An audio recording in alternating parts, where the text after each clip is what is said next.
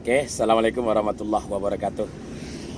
Bertemu lagi kita pemirsa di channel idola kita ini ya kan. Sembari kita berbincang-bincang lagi, bermuzakarah pada kesempatan yang berbahagia ini. Kita tepatan hari Minggu ya. Sebenarnya kita lagi di luar ya. Kita sempat-sempatkan juga lah konten di dalam perjalanan. Karena kenapa pemirsa, kawan-kawan semua? Karena di komentar-komentar teman-teman semua tuh banyak sekali yang saya tengok tentang permasalahan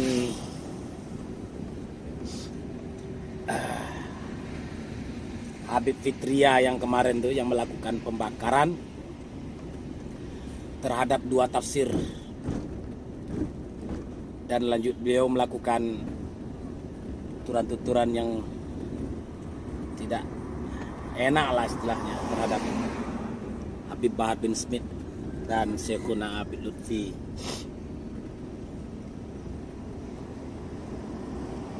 Dan informasi buat kita semua pada kesempatan yang berbahagia ini, untuk sementara waktu beliau ini sudah diamankan oleh aparat kepolisian.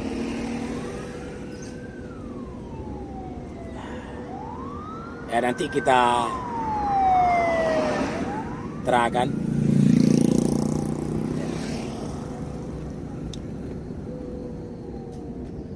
daripada sikap yang seperti ini nih pemirsa. Nah, inilah akhirnya ya kan endingnya yang terjadi. Ya kalau mau viral mah jangan seperti itu. Yang baik-baik aja lah gitu ya kan. Kasihlah contoh atau edukasilah masyarakat ini dengan cara-cara yang apalah kata anak muda sekarang nih, yang aware ya kan. Aduh, Habib Fitria. Ini ternyata pemirsa yang namanya Habib Fitria itu bukan nama dia. Fitria itu nama istrinya gitu. Namanya Sultan Habib. Sultan Habib. Apalagi katanya dia pakai sanad itu bin Rasulullah. Dia nyebutin sanad dia seperti itu ya kan. Jadi banyak pertanyaan kawan-kawan kemarin ya kan, yang agak rada-rada radikal lah dikit untuk menyikapi anak itu ya kan. Jadi saya sampaikan tidak usahlah kita seperti itu. Biarlah seperti pembincangan kita sebelumnya, biarlah aparat-aparat kita yang berwenang lah yang melakukan tindakan seperti ini. Untuk sementara waktu beliau sekarang sudah berada di tangannya pihak yang berwenang, itu kepolisian kita Republik Indonesia. Seperti pada gambar yang depan yang kita tulis, nah itu keberadaan beliau sekarang ini. Nah, adapun pada intinya saat sekarang ini pemirsa, kita ambillah kesimpulan. Sebenarnya saya juga capek juga membahas anak muda ini nih. Kayaknya apalah ya, entah ketawa, entah marah, entah apa. Ya bilang enggak pantas dibahas, ini perlu dibahas ya kan. Ya dibilang perlu, rasa-rasanya ya paham lah pemirsa ya kan. Cuman kita ambillah kesimpulan pada saat ini nih. Mudah-mudahan jadi pelajaran bagi kita semua. Yang pertama sekali, perbedaan di dalam ajaran Islam itu dulu sudah saya bilang, itu biasa saja. Apalagi masalah furu, ya masalah-masalah furu hanya sekedar cabang di dalam Islam itu, berbeda itu biasa saja. Yang tidak biasa itu berpecah di dalam perbedaan, ya kan? Berpecah di dalam perbedaan. Ini tidak bagus. Kita ini negara Republik Indonesia, ya kan, yang berlandaskan kepada Pancasila. Ya dulu kita kan udah belajar dulu. Bhinneka Tunggal Ika walaupun berbeda, namun tetap siji gitu. Jadi kalau kita tidak paham dengan makna Bhinneka Tunggal Ika, akhirnya ya urip niku sakarepe dhewe gitu. Jadi sudahlah. Adanya yang bahagia di mana saja berada. Pelajaran banget buat kita semua nih. Jangan caci maki, ya. Adu domba, ya. Jangan, tidak usah lah seperti itu. Apalagi kita mau menghina ulama, ya, keliber ulama kita hina. Ya, adapun ujaran-ujaran yang seperti ini nih, ya di dalam diri kita ini pasti ada, ya kan. Namanya manusiawi, ya kan.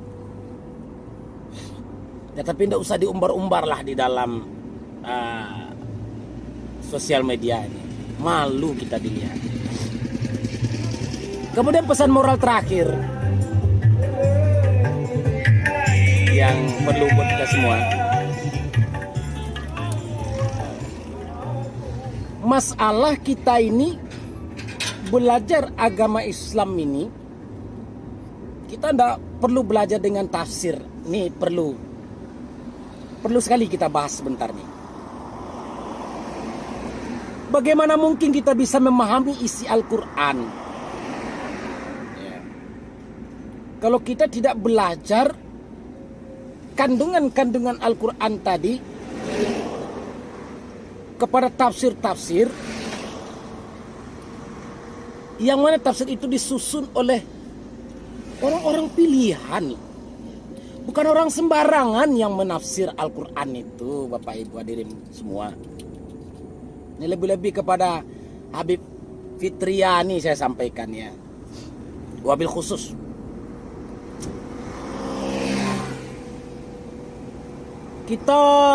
Dia punya statement kan begini, kita tidak perlu belajar tafsir sambil terbata-bata ngomongnya. Kita belajar agama Allah ini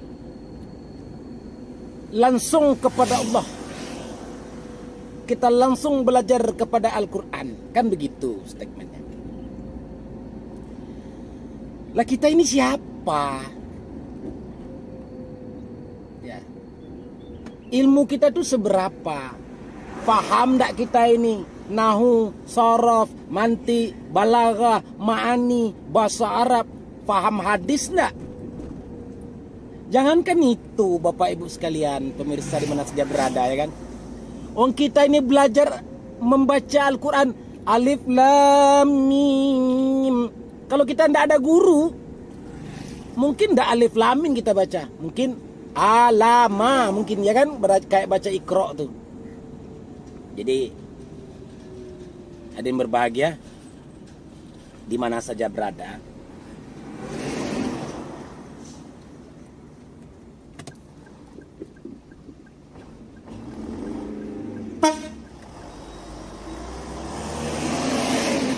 Nah, kenapa kita berbicara seperti ini?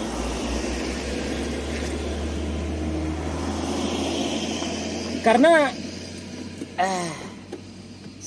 makin hari semakin lucu aja kondisi yang kita lihat sekarang ini.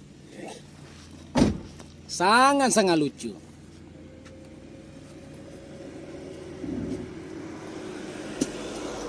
Menafsirkan Al-Quran itu butuh perangkat-perangkat yang sangat-sangat banyak, sehingga bisa kita mengambil kesimpulan daripada makna-makna ayat Allah Ta'ala tersebut. Jadi karena begitu pentingnya, maka kita butuh referensi. Memang itu tuh manusia yang mengarang, tapi bukan manusia sembarangan. Itu manusia super, ya.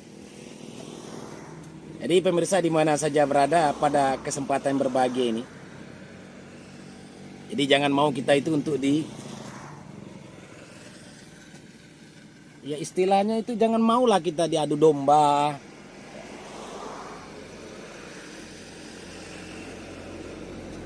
Sudahlah pemirsa, ya. Pada kesempatan yang berbahagia ini, memahami ayat-ayat Allah itu